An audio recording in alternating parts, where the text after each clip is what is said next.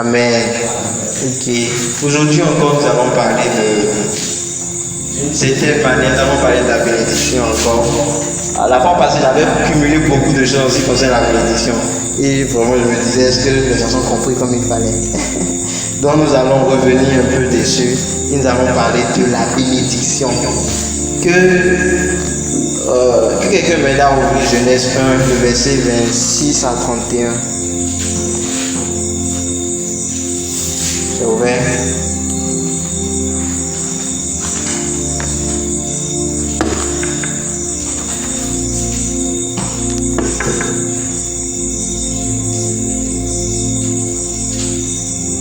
Oui. Genèse 26. Oui.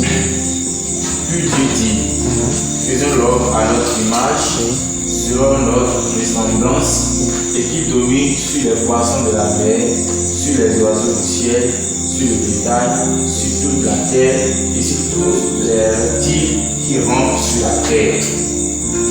Dieu créa l'homme à son image, et le créa à l'image de Dieu, et il créa l'homme et la femme.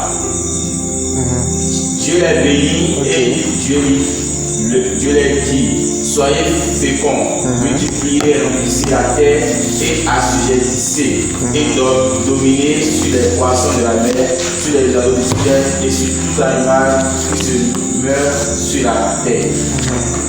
Et Dieu dit, voici, je vous donne toute herbe portant de la semence et qui est à la surface de toute la terre, et toute arbre ayant en lui du fruit d'arbre et portant de la semence, ce sera votre nourriture.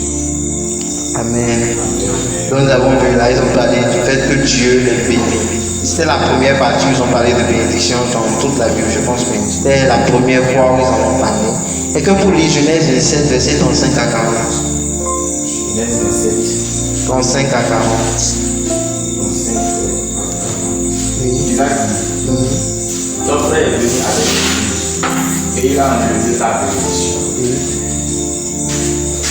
Et Esau dit, est-ce parce qu'on l'a appelé du nom de Jacob qui m'a supplanté deux fois, et a enlevé mon droit d'aise, et voici maintenant qu'il vient d'enlever la bénédiction. Et il dit, n'as-tu point réservé de bénédiction pour moi? Isaac répondit et dit à Esau, voici, je l'ai établi ton maître, et je lui ai donné tous ses frères pour serviteurs. Je l'ai pourvu de blé et de lin. Et puis donc faire de toi mon fils. C'est bon? Non. Oui, va à 40. Okay. Esau dit à son père, n'as-tu que cette seule bénédiction, mon père? Bénis-moi aussi, mon père. Et Esau éleva la voix et pleura. Oui. Isaac, son père, répondit et dit, voici ta demeure sera privée de la graisse de la terre et de la rosée du ciel d'en haut. 40. Oui. Tu vivras de ton épée et tu seras asservi à ton frère. Mais en errant librement ça et là, tu briseras son young dessus ton cou. Ok. 41. Non, c'est bon. Deutéronome 28, verset 10 à 14. On y va. Oui. 22. Non, 28, 10 à 14. Tous les peuples verront que tu es appelé du nom de l'Éternel et ils te souviendront. 10 à 14.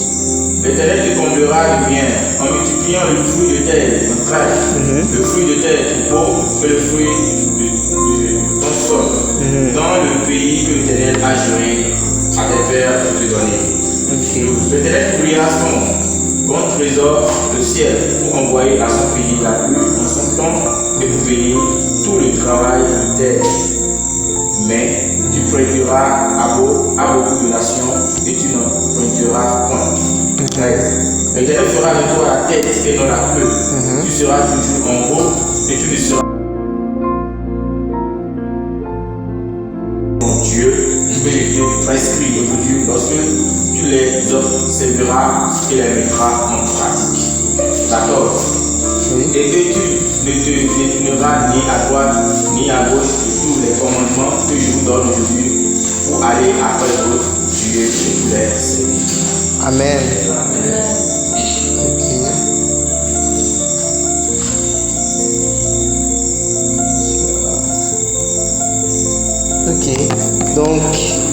Et dans les 3 versets, nous avons vu, ils ont parlé de la bénédiction.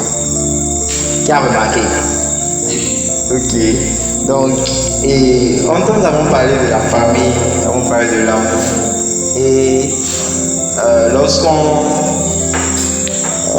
parle d'une manière pour que le Seigneur puisse vraiment travailler avec la vie de quelqu'un, il passe toujours par une famille. J'explique ça d'une manière pour on continue rapidement avec la bénédiction. Ça veut dire Dieu nous aime.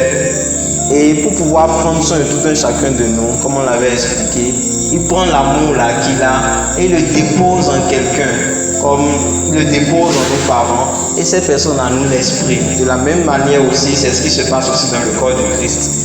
Il fait en sorte que l'amour règne dans le corps du Christ, afin que nous soyons aimés et que à travers cet amour-là, nous puissions grandir et devenir ce qu'il faut. Bon, c'est un peu assez fort, c'est facile. Donc, nous avons vraiment montré l'importance de la famille, nous avons dit que nous sommes une famille et que c'est au travers de là que nous allons grandir. Maintenant, juste après ça, nous avons parlé de la bénédiction. Et c'est vraiment un facteur de la croissance spirituelle que nous sommes dans la grâce de pouvoir comprendre. Donc, lorsque nous lisons dans ce passage, la première partie, nous voyons où la Bible dit que le Seigneur les a bénis. A béni Adam et Ève. C'était la première fois que nous avons vu, ils ont parlé de la bénédiction. Et en Genèse 27, nous avons vu que Jacob a pris la bénédiction à la place de Ésaü. Ok. Alors, c'est quoi la bénédiction? D'une certaine manière, c'est défini de cette manière. C'est une qualification surnaturelle et supplémentaire à l'accomplissement de la mission sur la terre. Je ne sais pas si quelqu'un a compris. C'est une qualification surnaturelle ou bien une qualification divine à l'accomplissement de la mission sur la terre. Lorsque le Seigneur veut que quelqu'un puisse accomplir quelque chose sur la terre, qu'est-ce qu'il fait? Il le bénit et il lui donne la capacité, une capacité surnaturelle de pouvoir accomplir cette mission-là pour lequel il a envoyé sur la terre. Je ne sais pas si vous êtes en train de comprendre. Donc, c'est ce que nous appelons ici la bénédiction. C'est une capacité surnaturelle que le Seigneur donne à quelqu'un pour que cette personne-là puisse accomplir la mission que Dieu veut qu'il puisse accomplir sur la terre. Bon, je vais vouloir être pratique un tout petit peu. Qu'est-ce que je veux dire? Ok, je vais commencer par là. Quelle est la mission que Dieu a donnée? On y va. C'est d'être riche et de le servir. Être riche et de le servir. Servir est riche. Ok.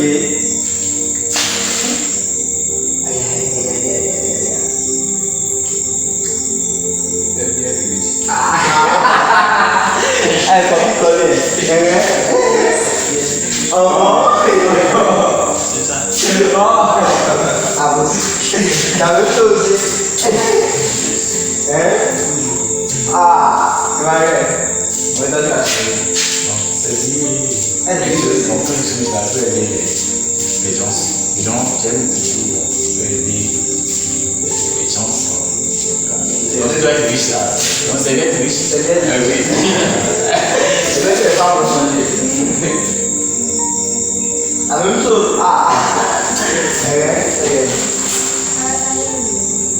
Elle est pas. La mission que Dieu vous a donnée à accomplir sur la terre. Ok, on va laisser le temps de réfléchir. C'est bien riche aussi. C'est lui. La même chose. Annoncer la bonne nouvelle à venir pour le plus rapide.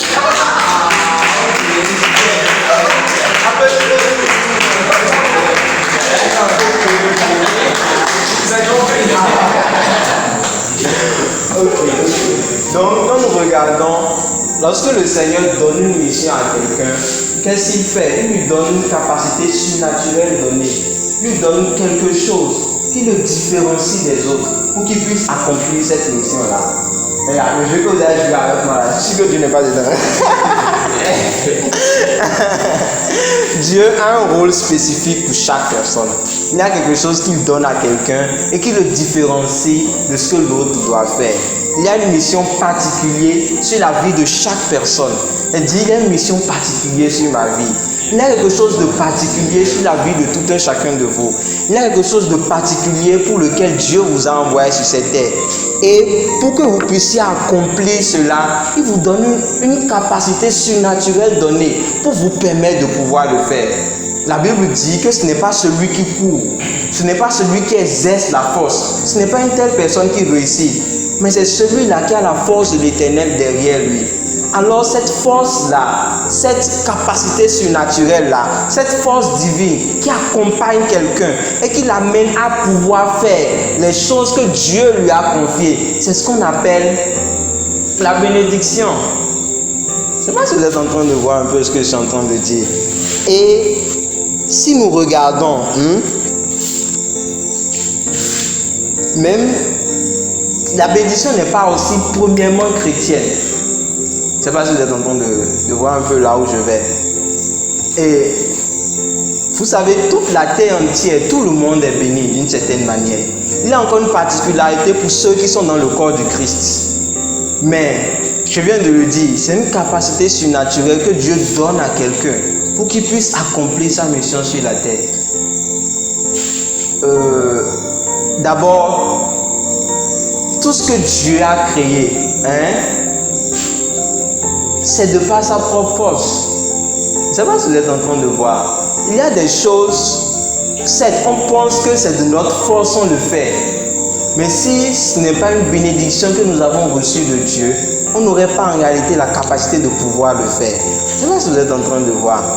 Donc, même le fait que quelqu'un a la main, pour pouvoir ouvrir sa Bible, c'est déjà une bénédiction d'une certaine manière.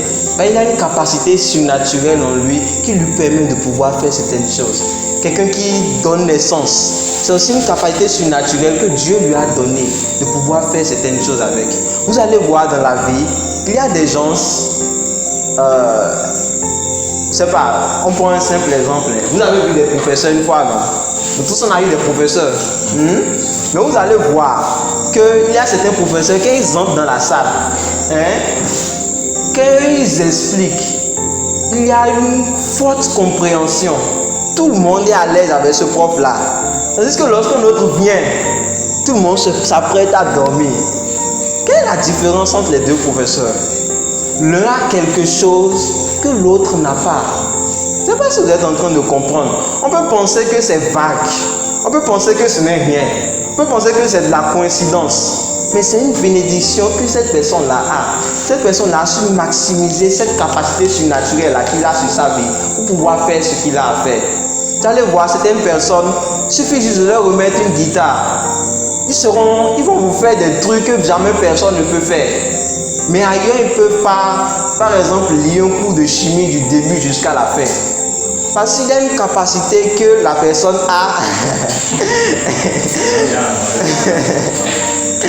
Que quelqu'un qui peut lire chimie n'a pas. Et il a la capacité que la personne qui peut lire chimie a, que quelqu'un d'autre n'a pas. Un jour, j'ai vu une personne qui faisait un métier et la manière dont il le faisait, c'était vraiment ouf. Je ne sais pas comment essayer de l'expliquer. Genre, au travers de ce métier qu'elle faisait, elle pouvait expliquer des trucs. Elle avait réussi à impacter son monde juste parce qu'elle a su profiter de la bénédiction qui était sur lui. Vous savez, si nous, tout le monde entier, que ce soit les païens et les chrétiens, nous sommes si bénis. Et aujourd'hui, dans tout le corps de Christ, on passe le temps à courir derrière les malédictions, à dire je suis maudit ou telle chose. Nous devons vraiment nous méfier et vraiment nous concentrer sur la bénédiction que nous avons reçue. Dieu a une mission pour tout un chacun de nous et aucune force humaine ne peut réussir à faire ce que Dieu a prédisposé. Il donne à chaque homme une capacité surnaturelle pour pouvoir faire cette chose-là pour laquelle il a appelé.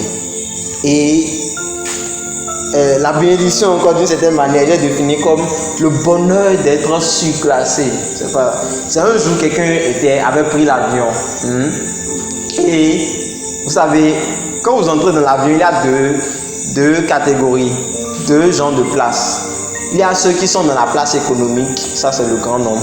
Et il y a, je pense qu'il y a la place des bourgeois, j'ai oublié comment on appelle ça. Donc il y a une autre place où c'est vraiment confortable, tu peux redresser la chaise, dormir. La nourriture là-bas est même différente que la nourriture qu'on donne à ceux qui sont dans la place économique. Et il y avait par exemple un pasteur qui était dans la place économique. Et un jour il était là et il se disait vraiment c'est dur, comment je vais dormir maintenant, tout et tout. Et quelqu'un lui dit, et viens juste, bizarrement il avait un de ses fidèles qui était dans la classe des bourgeois. Mais bon, il ne le connaissait pas, c'est des gens qui ont des méga églises, un truc comme ça. Donc, le fidèle lui dit, pasteur, je suis venu vous saluer, je vous connais, tout et tout. Et on vous demande de pouvoir prendre vos trucs là, vos bagages, pour pouvoir venir dans la classe, le truc là, des bourgeois. Il a été surclassé. Il a quitté le niveau normal pour aller à un autre niveau. Lorsque Dieu bénit quelqu'un, c'est aussi une chose pareille. Il lui donne la capacité dans ce domaine-là où il est béni, d'être différent ou d'être à un pied élevé que les autres. Vous allez voir certains, dans un domaine particulier, ils sont... Vous savez que ce n'est pas de leur force. C'est comme s'ils sont nés avec. Prenons par exemple Messi, pour ceux qui aiment le football. Rien. Si vous me demandez de jouer ballon, vous assure tous ceux découragés. Donc de telles personnes, ils ont une capacité surnaturelle de pouvoir faire quelque chose. Donc il y a ce bonheur-là. C'est un peu comme le bonheur d'être surclassé, de pouvoir faire cette chose-là que le Seigneur nous demande de pouvoir accomplir. Maintenant, lorsque nous lisons au niveau du verset 27, où nous avons vu Ésaü et Jacob qui a pris le truc là, la bénédiction à la place d'Ésaü. Si on veut comprendre quelque chose là, nous pouvons voir là que la bénédiction, vous me suivez, c'est un contenu, c'est comme une substance qui est irrévocable. Vous avez vu, le Père bénit Jacob, et lorsque Ésaü vient, il demande la bénédiction. On dit à Ésaü que la bénédiction est finie. Je ne sais pas si vous avez compris. C'est comme si c'est une substance. Je prends ce téléphone par exemple et je le jette dans un caniveau. Est-ce qu'on peut retrouver le téléphone? Non. C'est comme si la bénédiction aussi est un truc comme ça. C'est comme si c'est une substance qui peut en même temps partir. C'est une substance qu'on peut finir d'utiliser. Donc, c'est une des choses aussi à comprendre sur la bénédiction. C'est un mystère en ce qui concerne la bénédiction. Et vous pouvez voir, et quelqu'un qui est béni, c'est comme s'il y a un amplificateur de ses résultats. Il y a des choses, c'est naturellement ce que par exemple quelqu'un sera en train de faire, sera en train de s'échiner à le faire. Lui le fait, il obtient des résultats, tac, tac, tac, tac, tac, tac, tac, tac, tac, avec. Maintenant, rapidement, nous allons voir un tout petit truc en ce qui concerne les sources de bénédiction. Allons rapidement lire Deutéronome 11. Deutéronome 11, le verset 26 au verset 28. Rapidement.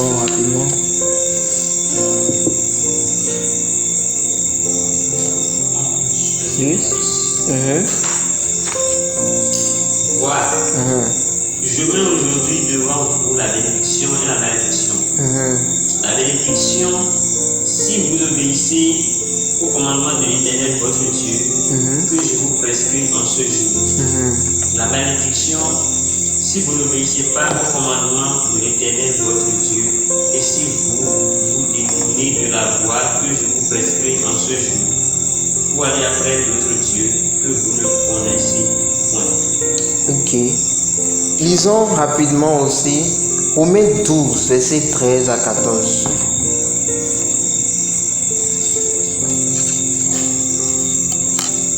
Quelqu'un me cherche. À qui veut me chercher ça? Romains 12 là. Romains 12, verset 13. Ok. Quelqu'un d'autre peut me chercher Éphésiens 6, verset 2 à 3. Qui me cherche ça? Qui veut me... Ok, d'accord. Ok, on y va. Romains 12, verset 13. Oui. Vous voyez vos besoins des saints. Exercez l'hospitalité. Bénissez ceux qui vous persécutent. Ok. Bénissez et ne maudissez pas. Ok, d'accord. Maintenant, Éphésiens 1, verset 3. Ah non, verset 6. Pas les 6. Les 6, verset 2. Ça dit quoi? Ok, d'accord. Quelqu'un pour lire Éphésiens 1, le verset 3. Béni soit Dieu, le Père de notre Seigneur Jésus-Christ, qui nous a bénis de toutes sortes de bénédictions spirituelles dans les lieux célestes en Christ. Ok. D'accord. Donc nous avons vu que la bénédiction, c'est une qualification surnaturelle que Dieu donne à quelqu'un pour que cette personne puisse accomplir sa mission sur la terre. Et nous avons vu que c'est comme c'est comme quelque chose du fait d'être surclassé. Et c'est un peu comme un amplificateur des résultats que nous allons donner dans le domaine où nous sommes bénis. Et c'est aussi comme un droit d'accès à un traitement spécial. Lorsqu'il y a une bénédiction sur vous, vous recevez peut-être comme un traitement spécial. Parce qu'il y a quelque chose qui parle sur vos vies. C'est vraiment fort, non? Ou bien? Et la Bible nous dit que Jésus-Christ a payé pour cette bénédiction-là. Et nous avons aussi vu que la bénédiction, c'est comme un contenu, c'est comme quelque chose qui peut finir. C'est comme quelque chose qui peut ne pas exister. C'est comme quelque chose que quelqu'un peut avoir et que quelqu'un d'autre peut ne pas avoir. C'est comme quelque chose que tu peux avoir et ça finit, un autre ne peut plus avoir. C'est comme un contenu que nous pouvons avoir. Et en parlant des sources de bénédiction, quand nous lisons dans Deutéronome, nous pouvons voir que Dieu est d'abord la première source de bénédiction. Lorsque nous lisons Éphésiens 1, nous allons aussi voir que nous sommes bénis de toutes les bénédictions au travers de Jésus-Christ. Là, j'en viens. Mais notons d'abord que Dieu est la source de toute bénédiction. La première personne qui a béni dans la Bible, c'est qui? C'est Dieu lui-même. Je ne sais pas si on est en train de comprendre. Ok. Et secondo, en lisant Romains, nous pouvons voir là que quelqu'un d'autre a aussi la capacité de bénir. Et c'est aussi ton frère et ta soeur en Christ. Je ne sais pas si vous êtes en train de voir. Aujourd'hui, la bénédiction est juste prise comme une salutation. Mais en réalité, ce n'est pas ça. C'est beaucoup plus fort que mon cher, sois béni. Ou bien, genre, on salue tout le monde, on dit Alléluia, soyez bénis. Si vous avez été bénis ce soir, et ça a pratiquement perdu sa valeur. La bénédiction va au-delà de ça. Et une autre personne qui peut bénir, une autre personne qui peut être une source de bénédiction, c'est tout chrétien. Alors, lorsque nous lisons dans ce passage, la Bible dit « Bénissez, ne maudissez pas ». En tant que chrétien, nous avons cette capacité-là de pouvoir faire quoi? De pouvoir bénir. Nous avons une telle capacité de pouvoir faire quoi? De pouvoir prononcer une bénédiction sur quelqu'un. De pouvoir mettre une grâce particulière sur la vie de quelqu'un. Et cette grâce-là pourra fonctionner sur la vie de la personne. Après, nous allons voir les secrets pour bénir les gens. Si vous lisez bien dans la Bible, vous allez voir, à un moment donné, c'était, et je pense, Isaac, voilà, dans les bénédictions qu'il prononçait sur Jacob. À un moment donné, il parlait de lion. Si vous lisez bien, vous allez voir.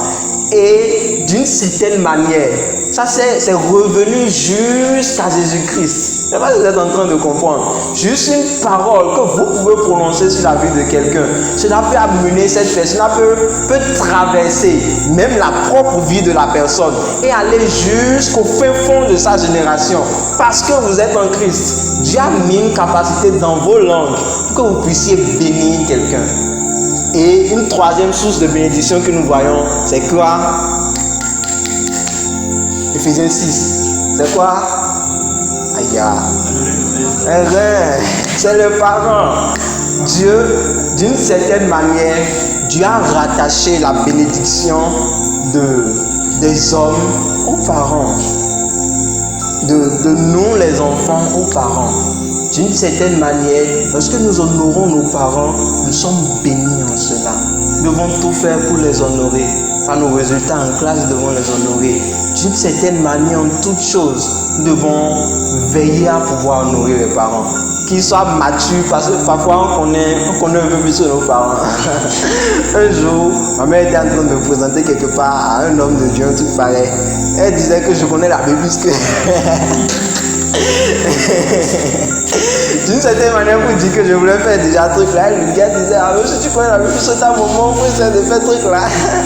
Donc, parfois, lorsque on semble être un peu malin plus que, essayons toujours de revenir un peu en bas, parce que le Seigneur a rattaché de nos bénédictions envers eux. Il y aura certains moments donnés de vos vies où vous auriez sûrement besoin de repartir toujours vers eux. Vous leur demandez, s'il vous plaît, priez pour moi. Même si peut-être, d'une certaine manière, ils n'ont pas, et vous ne les voyez pas trop en tant que tel particulier pour pouvoir vous bénir. D'une certaine manière, ils ont cette capacité-là. Dieu a mis cette autorité-là en eux pour qu'ils puissent bénir. Et juste une seule parole, quelque chose de simple qu'ils vont juste prononcer, juste une maman, juste un père ou une mère peut dire, voilà une des choses dont je disais par exemple la fois passée lorsque j'ai commencé, je disais que je parlais de la bénédiction de la malédiction et je montrais son importance et son rattachement à la famille. Ouais, quelqu'un qui par exemple déshonore sa mère, ou bien, bon, on a lu dans la Bible à un moment donné qu'il y avait le fils de Salomon, je pense un Jéroboam, un truc pareil, ou bien, j'ai oublié le nom. Il y a un fils là qui a couché avec les femmes de son père. Je ne sais pas si vous avez jamais lu un truc pareil dans la Bible. Non, l'autre, c'est ces filles qui ont couché avec lui. Mais il y avait un fils de Salomon là qui a couché avec les femmes de son père. Il y avait aussi un fils de Jacob qui a couché avec la femme de son père. C'était en même temps une source de malédiction. Il y a des choses naturellement dans la vie, on sait que ceci c'est une source de malédiction. Et je montrais par là comment la bénédiction est liée à la famille. Et d'une certaine manière, la bénédiction aussi est liée à la famille chrétienne. Je disais que les frères et les sœurs en Christ ont la capacité de pouvoir prononcer une bénédiction sur la vie de quelqu'un. Donc quand nous disons nous sommes une famille et tout et autres, nous avons tous la capacité de pouvoir prononcer des bénédictions les uns sur les autres. C'est à cause de ça, la Bible nous conseille de toujours rester ensemble, dans une famille, en amour. Et ce serait vraiment fort. Donc, une troisième personne dont je parlais, c'est les parents. Ils ont une certaine capacité de pouvoir bénir. Un seul mot de leur part peut apporter une capacité surnaturelle sur la vie des enfants. Si vous-même vous devenez parents, prenez la peine de les bénir, d'accord? Je vais vous donner un petit secret. Je n'aime pas trop raconter ces choses-là. Il y a ma mère qui me disait un truc. Elle disait que lorsque je voulais naître, un truc comme ça, pendant que j'étais encore dans le ventre, vous savez ce que le vieux faisait? Il commençait à parler au ventre en même temps. Et il imposait la main, il bénissait. Waouh, c'est ouf, non? Lorsque vous allez commencer à vouloir devenir parent, exercez-vous à ça, prononcer des bénédictions. Et paraît-il que l'enfant obéit beaucoup plus à la voix du papa. Ok. Les gars font comme s'ils ne comprennent rien. Pourquoi cette hypocrisie là? Ok. Et rapidement, nous allons essayer de comprendre encore quelque chose. Nous allons maintenant entrer beaucoup plus en profondeur avec une bénédiction particulière et qui est celui qui vient de Dieu. Lorsque nous prenons toutes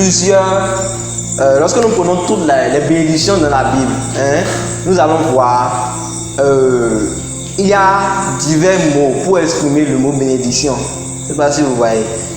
Vous qui voulez être de meilleurs étudiants de la Bible, ne vous fiez pas à votre Bible français.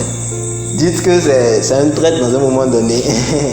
Donc, à des moments donnés, partout où on parle de bénédiction, ça ne veut pas souvent dire la même chose. Je ne sais pas si vous voyez.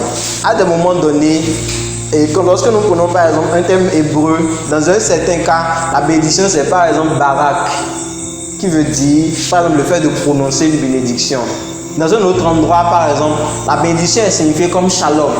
Je ne sais pas si vous êtes en train de comprendre. Donc il y a différents contextes, mais il y a différents contextes de bénédiction qui existent dans la Bible. Je ne sais pas si vous êtes en train de voir. Et chaque contexte, d'une certaine manière, s'édifie les uns les autres. Et ils ont un lien un peu très fort entre eux. Nous allons juste voir juste une seule partie de cette bénédiction. Et c'est sur ça que nous allons finir ce soir. Qui est d'accord? Ok. Et lisons Genèse 1, le verset 28. Rapidement. Oui. Dieu les bénit et Dieu les dit: Soyez féconds, multipliez, remplissez la terre et l'assujettissez. Et dominez sur les poissons de la mer, sur les oiseaux du ciel et sur tout animal qui se meut sur la terre. Amen. Amen. Lisons Genèse 12, verset 2 à 8 pour voir. Ça, c'est la bénédiction que le Seigneur. Genèse 12, 2. Oui, commence à 8. Je ferai de toi une grande nation, je te bénirai, je rendrai ton nom grand, et tu seras une source de bénédiction. Je bénirai ceux qui te béniront, et je maudirai ceux qui te maudiront, et toutes les familles de la terre seront bénies en toi. Amen. Abraham bâtit comme l'Éternel le lui avait dit, et Lot bâtit avec lui. Abraham était âgé de 75 ans lorsqu'il sortit de Charan. Abraham prit Sarai, sa femme, et Lot, fils de son frère, avec tous les biens qu'il possédait et les serviteurs qu'il avait acquis à Canaan. Il partit pour aller dans le pays de Canaan et il arrivait au pays de Canaan. Amen. 6. Avant parcourir le pays jusqu'au lieu nommé Sichem, jusqu'au chef de Morée. Les Cananéens étaient alors dans le pays. 7. L'Éternel apparut à Abraham et dit, je te donnerai ce pays à ta postérité. Et Abraham bâtit là un autel à l'Éternel qui lui était apparu. Amen. 8. Il transporta de là vers la montagne à l'orient de Bethel. Et il dressa ses tentes ayant Bethel à l'occident et à Haï à l'orient. Il bâtit encore là un autel à l'Éternel et il invoqua le nom de l'Éternel. Amen. 9. Non, c'est bon. Donc, oui, c'est bon. Lisons Psaume 16, le verset 7 à 8, rapidement. Psaume 16, 16, le verset 7 à 8. Je bénis l'Éternel, mon conseiller. La nuit même, mon cœur m'exhorte. J'ai constamment l'Éternel sous mes yeux. Quand il est à ma droite, je ne chancelle pas. Reprends encore. Je bénis l'Éternel, mon conseiller. La nuit même, mon cœur m'exhorte. 8. Je bénis l'Éternel, j'ai constamment l'Éternel sous mes yeux. Quand il est à ma droite, je ne chancelle pas. Amen. Donc, j'ai dit que nous allons étudier une partie, bien, une portion une distinction de cette bénédiction-là dans la Bible. Et c'est, lorsque nous lisons certains passages, tous ces passages que nous avons lus, dans ce sens, la bénédiction veut dire, dans le mot hébreu, barak. Bon, pour ceux qui aiment le mot hébreu, quelqu'un dit barak. Barak, ça veut dire là de pouvoir bénir, là de pouvoir prononcer, là de pouvoir parler, de pouvoir prononcer une bénédiction. Et cela, nous pouvons le voir. Et Dieu qui bénit les hommes, et nous pouvons voir le fait que Dieu ait béni Abraham. Nous pouvons voir, et par exemple, les hommes qui peuvent se bénir entre eux. Isaac qui a béni Jacob, par exemple. Et nous pouvons voir une dernière partie où l'homme qui bénit Dieu. Je ne sais pas si vous avez vu ça. Normalement, il se dit que c'est le supérieur qui bénit l'inférieur. Vous n'avez jamais entendu ça? C'est vrai. Mais d'une certaine manière, le mot barak là est dérivé d'un autre mot qui veut dire genou, qui veut dire le fait de pouvoir s'agenouiller, de pouvoir donner révérence. Donc d'une certaine manière, voilà, merci. La meilleure expression que nous pouvons faire des grâces que le Seigneur nous a données, c'est pouvoir le bénir, pouvoir le remercier à cause des capacités, des grâces qu'il nous a données davantage.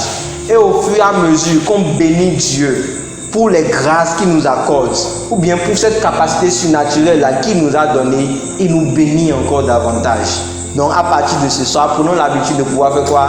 De pouvoir bénir Dieu, de pouvoir lui dire merci pour cette capacité divine que tu m'as donnée, merci pour ce domaine dans lequel tu m'as rendu fort, merci parce que dans ma vie, tu es en train de me conduire, tu es en train de me donner la grâce de pouvoir partir. Là où les autres n'ont pas pu réussir, toi Dieu, tu m'as donné la capacité de pouvoir l'atteindre. Là où certaines personnes n'ont pas pu faire ce qu'ils doivent faire, n'ont pas pu réussir, moi je suis parti. Ce que telle personne n'a pas pu faire, toi tu me l'as donné la grâce de pouvoir le faire. Tu m'as donné une telle capacité qui me distingue des autres. Tu as fait ceci pour moi, tu as fait ceci pour moi. Dans tel moment de ma vie, tu m'as béni. Dans tel autre moment de ma vie, tu m'as béni. Au fur et à mesure que vous exprimez cette révérence-là à Dieu, soyez-en sûrs, vous bénira encore davantage. Amen. Maintenant, ce mot-là particulier, ça veut dire quoi? Et j'ai dit qu'il y a encore d'autres mots, mais ce mot-là particulier, par exemple, veut dire une faveur divine qui implique une prospérité matérielle, une multiplication de la descendance, une protection. Une protection. Je ne sais pas si vous avez compris. C'est d'abord une faveur divine. Impliquant une prospérité matérielle, une multiplication de la descendance et une protection. Et c'est souvent de là que les gens tirent le fait que souvent quand on parle de la bénédiction, les gens pensent que c'est souvent matériel. Je ne sais pas si vous êtes en train de comprendre. Les gens pensent que chaque fois qu'on parle de bénédiction, c'est matériel. Quand on dit sois béni, ça veut dire que j'aurai beaucoup d'argent. Mais ce n'est pas trop ça. Mais ici, c'est ayant mentionné le fait de pouvoir devenir riche. Donc, parfois, ça implique la bénédiction matérielle. Mais nous allons essayer de pouvoir vraiment contextualiser ça, pouvoir vraiment comprendre en quoi cela implique la bénédiction matérielle. Et pour ça, est-ce que quelqu'un peut me lire 1 Corinthiens 6, le verset 20? Rapidement.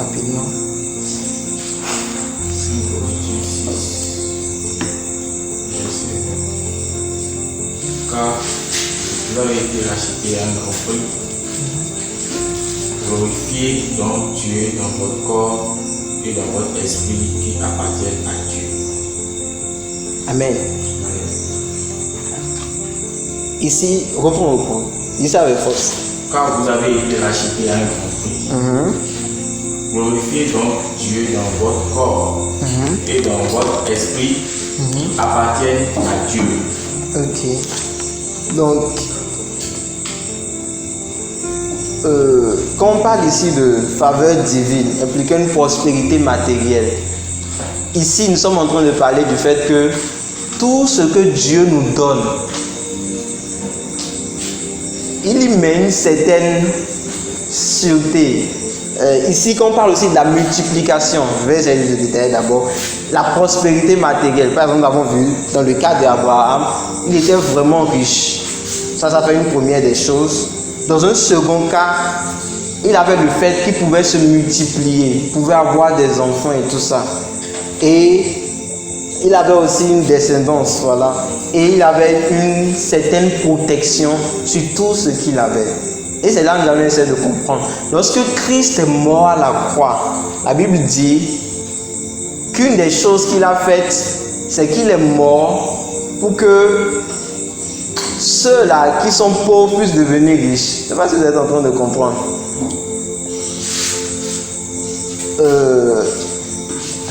Je vais arriver à expliquer ça rapidement.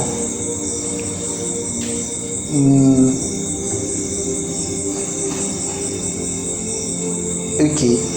Et d'abord, cela, pour que ceux qui sont pauvres puissent devenir riches lorsqu'il est mort à la croix, ça fait une première des choses. Donc, nous avons accès à des biens matériels au travers de la bénédiction de Dieu. Mais j'explique ceci dans un sens. La Bible dit que nous avons été rachetés à un grand prix, afin que tout ce que nous sommes ne soit pas que nous le sommes pour nous-mêmes. Mais reprends le verset. Car vous avez été rachetés à un grand prix. Glorifiez donc Dieu dans votre corps et dans votre esprit qui appartiennent à Dieu. Ok, je veux que tu me lises le passage, et là on va finir. Le passage qui parle de sacrifice vivant.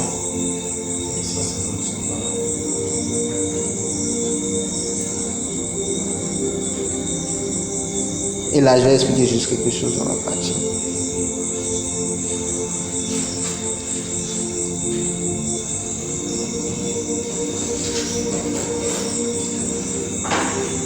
Romains 12, verset 1 à 8.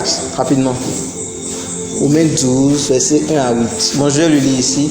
Je vous encourage donc, frères et sœurs, par les compassions de Dieu, à offrir votre corps comme un sacrifice vivant, saint, agréable à Dieu. Ce sera de votre part un culte raisonnable. Je vais expliquer ça avec une simple illustration pour qu'on puisse comprendre rapidement. Vous allez voir, lorsqu'on prend par exemple, lisez-moi, lorsqu'on lit Genèse 12, verset 2 à 8, la Bible dit là qu'Abraham sera béni, deviendra riche, et que toutes les postérités de la terre seront bénies au travers de lui. Je veux juste parler d'un cas précis de la bénédiction. Et si je traite par exemple du fait qu'on soit que quelqu'un puisse se multiplier, et du fait que l'on puisse avoir des bénédictions matérielles. Et je vais le montrer dans un sens vraiment précis. Et donc, prenons par exemple Abraham. Dieu l'a béni. Alors, il avait beaucoup de biens. Et je parle aussi du fait que nous avons certaines choses. Tout ce que nous avons, c'est le baraque là en question. Que tout ce que nous possédons, c'est aussi une bénédiction de la part du Seigneur. Alors, Dieu lui a aussi promis de pouvoir lui donner des enfants. Je ne sais pas si vous êtes en train de comprendre. Et à un moment donné, ça tardait. Et qu'est-ce qui s'est passé? Dieu lui a donné ce fils-là, qui était Isaac. C'était quoi, d'une certaine manière? C'était aussi une bénédiction. Ok, maintenant, je vous explique ça d'une certaine manière. Et viens.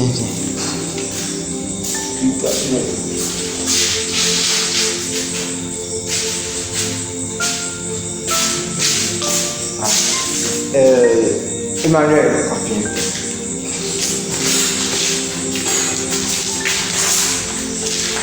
ok, voilà. Voilà le Abraham, qui est là. Et qu'est-ce que Dieu a décidé de faire? Dieu a décidé de prendre Isaac et de le lui donner comme quoi? Comme une bénédiction. Supposons le Isaac là, c'est comme tout ce qu'il a dans toute sa vie. Supposons un truc comme ça. Toutes ces bénédictions, donc tout ce qu'il a comme possession. C'est en quelque sorte ce que le Barak veut dire. Tout ce que vous avez comme possession, c'est aussi une bénédiction de la part du Seigneur. Si vous avez un vêtement, c'est aussi une bénédiction de la part du Seigneur. Je ne sais pas si vous êtes en train de comprendre. Si vous avez, par exemple, quoi d'autre? Citez des choses. Je parle de vêtements, je parle de quoi d'autre? Ah bon. Je parle des choses. Donnez des choses de valeur, je vous en prie. Votre téléphone. Et en tout cas, tout ce qui vous est cher. Vous savez, est-ce qu'un homme peut vivre sans avoir certains besoins? Non. Et lorsque Christ est allé à la croix, il s'est donné aussi pour que nous ayons tous nos besoins. C'est pas ce que vous êtes en train de comprendre. Alors la Bible dit que Dieu nous, quand la Bible dit que Dieu nous bénit de toutes les bénédictions, la Bible dit ailleurs que le Seigneur lui-même s'est donné de pouvoir pourvoir à tous nos besoins selon sa grande richesse. C'est pas ce que vous êtes en train de comprendre.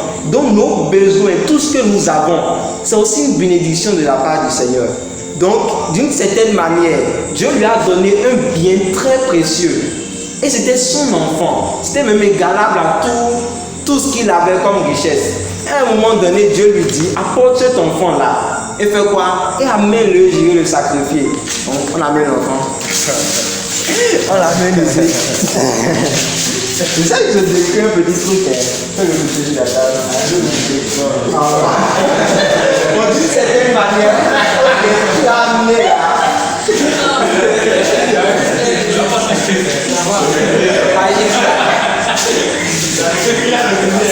Donc, il a refusé de pas.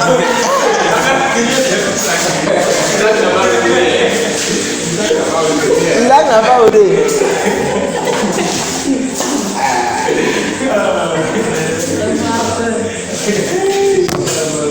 Donc, ils ont amené l'enfant et il l'a aussi tué. Donc, cela nous fait comprendre quelque chose. Que tout ce que Dieu nous donne, d'une certaine manière, il a mis une certaine possession dessus. Je J'explique ça encore d'une seconde manière. Je vais encore expliquer ça de cette manière. Et cette fois-ci, bien. Si vous avez essayé de faire ah, ok, je vais essayer d'être dramatique pour que ça marche bien. Oui. S'il te plaît.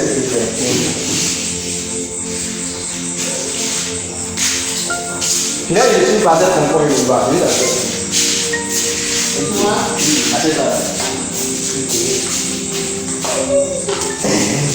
Ok. Oh, c'est ça. Ok. Emmanuel, viens ici.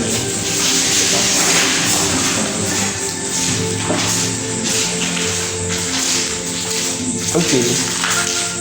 Supposons, ceci c'est une brebis, hein? C'est un agneau. On dit ben. Ok, donc c'est un agneau, c'est une brebis, hein? Ok. Prends-le. On va comprendre. Donc, ok. Donc on le prend ensemble, hein? On le prend, on l'amène. Mais là, est-ce qu'on comprend? Donc, bon, les Yoruba, c'est comme un truc là. Donc, on amène un petit cachet, on va là.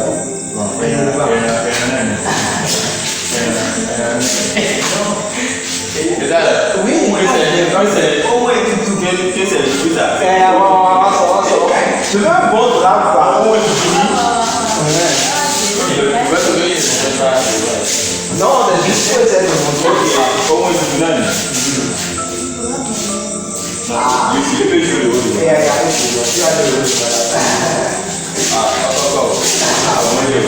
Baba, au moins tu finis.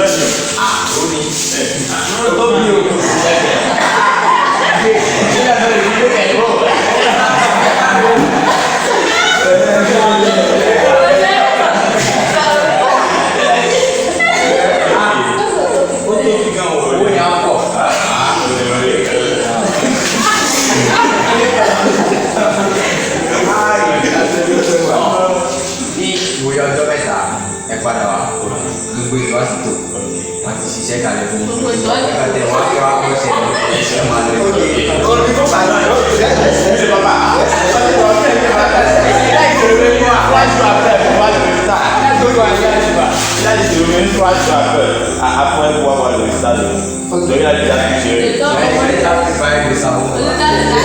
Vous avez compris. Donc pour le moment, la brebis est ici. Hein? Donc le babalawo il a dit qu'il va lui faire des rituels. Maintenant il a pris la brebis en tant que sacrifice.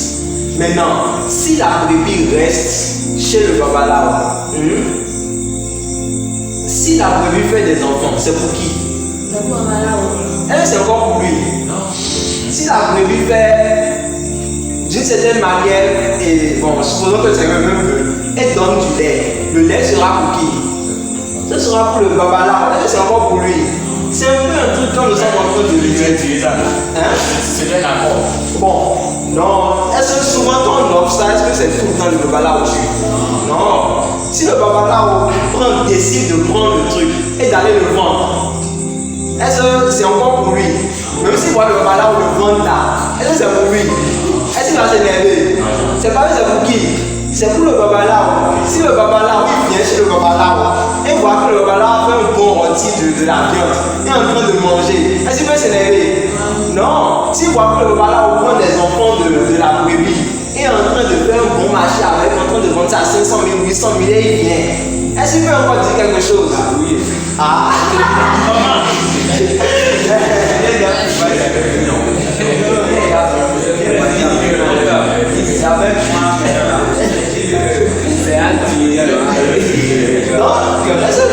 Elles sont en train de comprendre. Alors, tout ce que la Bible dit, lis-moi le passage de nous offrir comme sacrifice vivant là.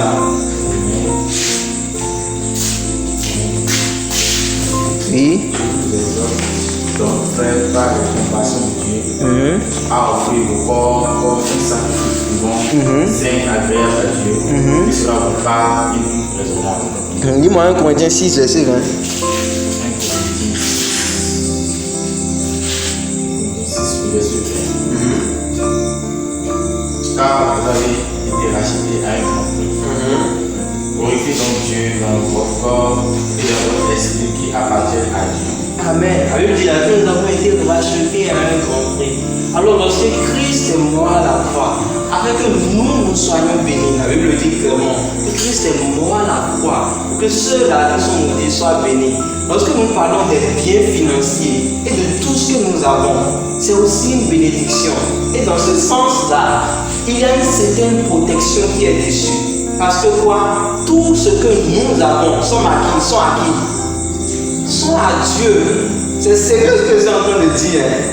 Tout ce que vous avez, c'est à qui? C'est à Dieu. Si vous avez un enfant, c'est à qui? Si vous avez un ordinateur, c'est à qui? Si vous avez un téléphone, c'est à qui? Si vous avez même votre propre corps, c'est à qui? Alors lorsque le Seigneur décide de bénir quelqu'un, il y a aussi une certaine protection qui accompagne cette bénédiction-là. Parce que tout ce que nous avons comme bénédiction sont aussi à lui. Et à moins que Dieu ne veut par exemple éprouver quelque chose par rapport à cette bénédiction-là, ou bien Dieu ne veut par exemple décider de, supposons un enfant, on prend le cas d'Abraham, Dieu a décidé de prendre son enfant, c'est pas ce que vous êtes en train de voir. À moins que Dieu ne décide de pouvoir prendre son enfant, il y a une certaine sécurité avec tout ce que Dieu décide de donner à nous qui sommes ses enfants. Donc, les bénédictions, les richesses, les choses que nous avons sont aussi, il y a une marque de Dieu qui est au-dessus. Je ne sais pas si on a compris. Ok,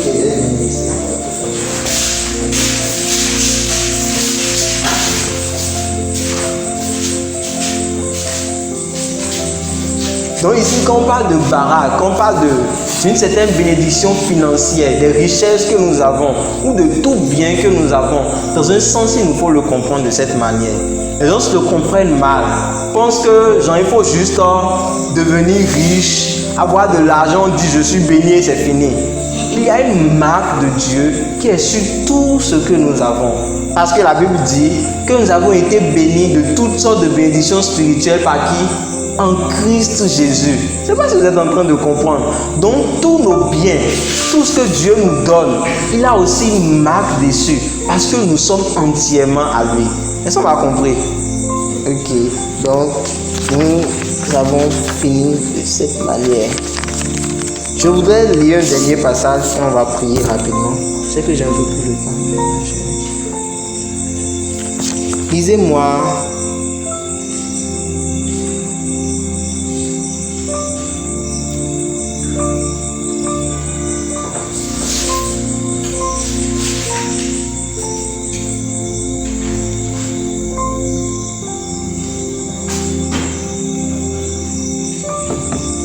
Luc 10, verset 36.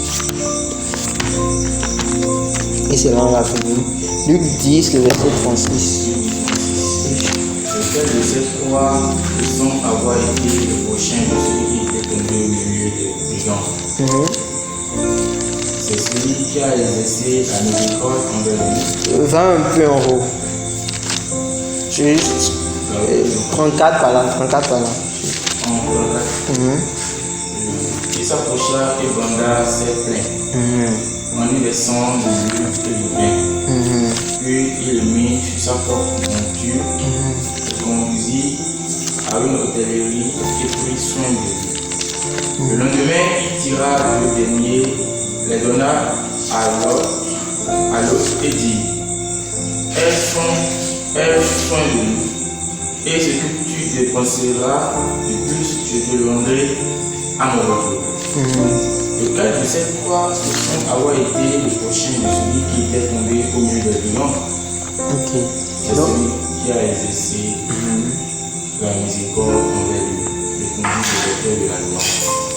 Et Jésus lui dit: va et toi, fais de même. Ok. Tout le monde connaît ce passage. Qui connaît pas le passage? Ok. Vous connaissez le passage du bon samaritain? Ok, donc c'est juste le passage qu'on a lu. Nous pouvons voir là qu'il y avait des brigands qui avaient attaqué quelqu'un. Je ne sais pas si vous êtes en train de comprendre. Et lorsqu'ils l'ont attaqué, La Bible dit qu'ils ont fait quoi? Ils ont pris tout ce qu'ils avaient.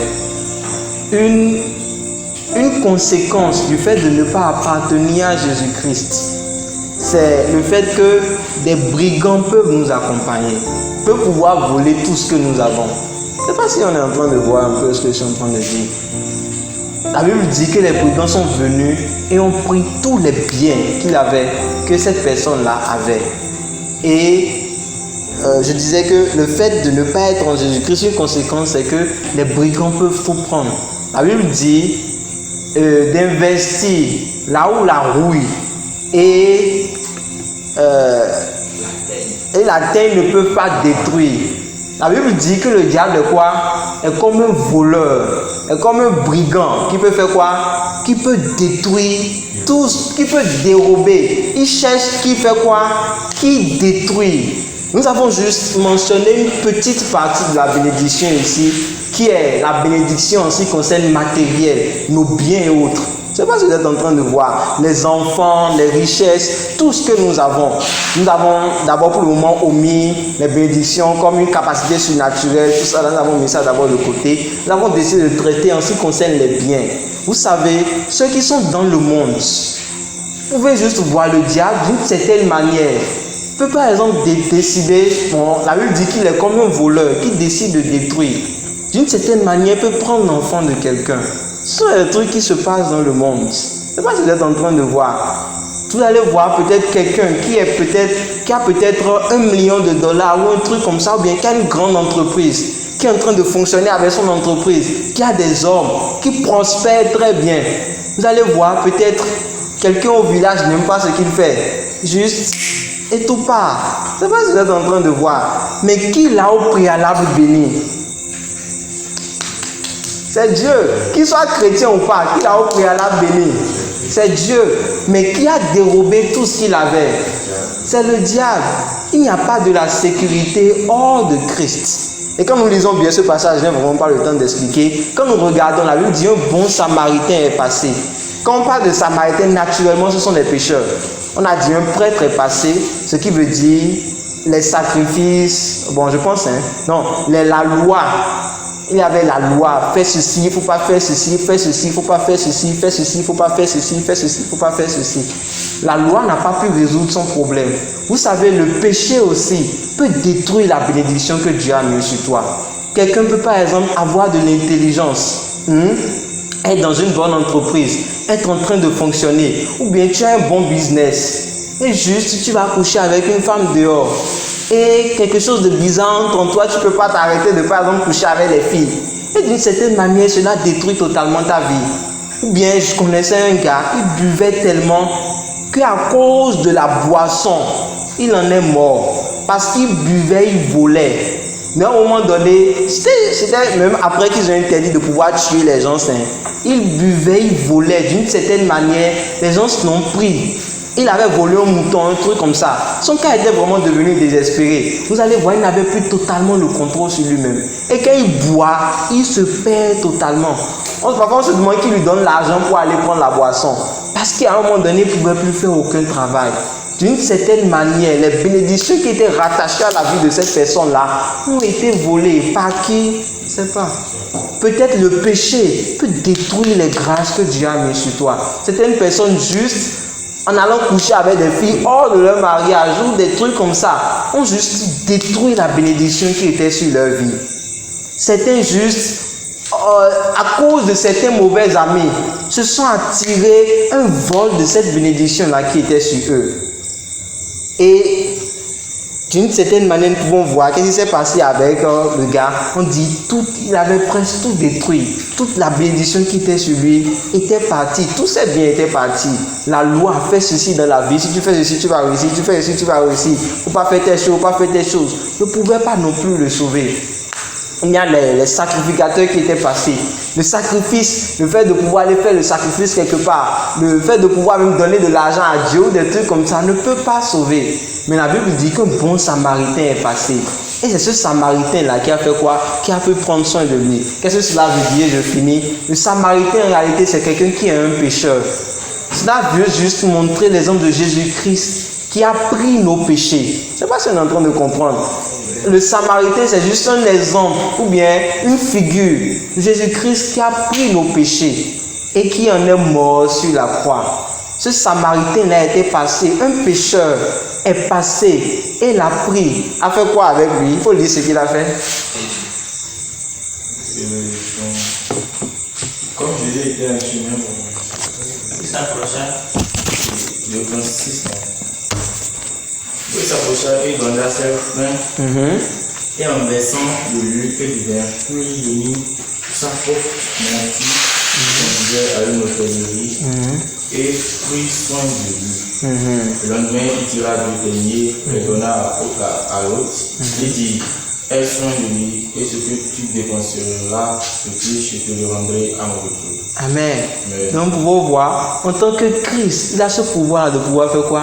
De pouvoir prendre soin de nous, de pouvoir nous protéger, de pouvoir restaurer toutes sortes de bénédictions qui auraient été volées d'une certaine manière, que ce soit par le péché. À un moment donné, j'avais entendu quelqu'un qui disait que du fait qu'il s'était donné à la pornographie ou à la masturbation, il avait certaines compétences, comment dirais-je, et scolaires ou bien éducatives qui lui étaient parties. Il avait, vous savez, il y a certaines choses qui peuvent amener que des bénédictions naturelles, ou bien même des bénédictions spirituelles que Dieu a mis sur la vie de quelqu'un puissent totalement partir. Mais la Bible nous donne ici une solution.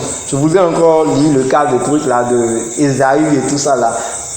On va essayer de lire ça et ça à la fin. La Bible nous donne ici une solution, c'est qui? C'est Jésus-Christ. Nous pouvons repartir à lui.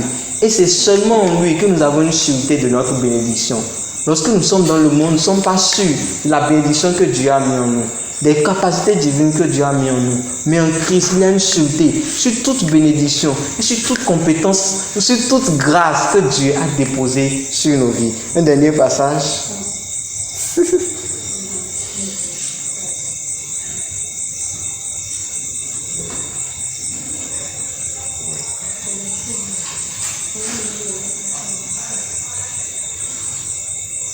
Quelqu'un lit Hébreu.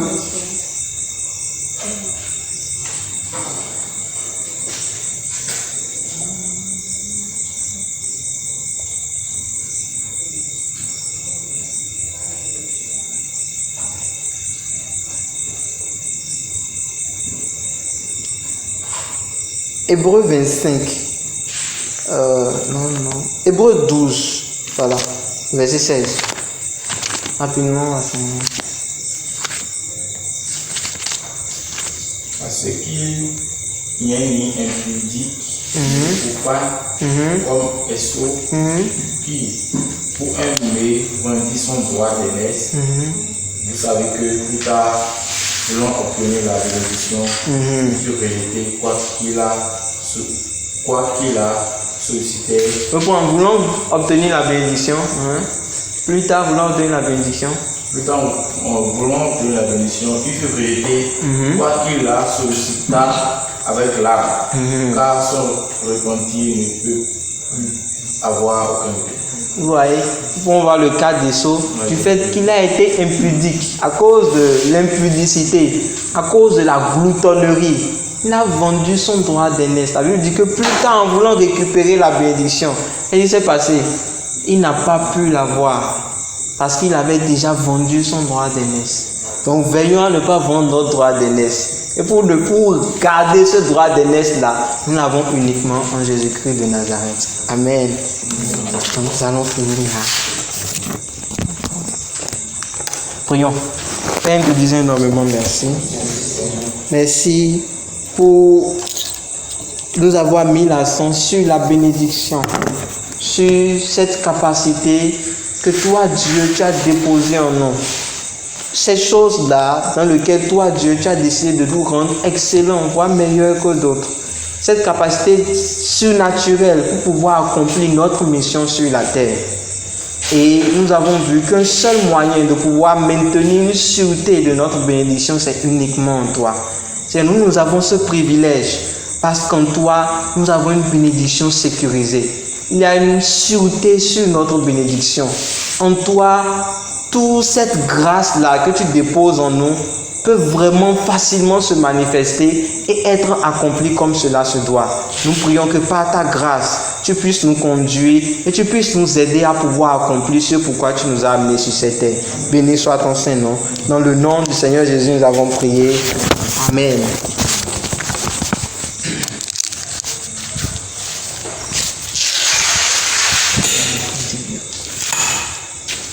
Amen. Amen.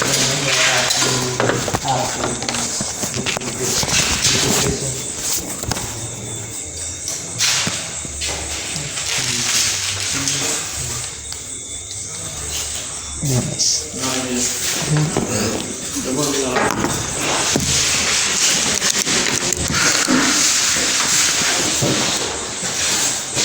Esprit de Dieu règne.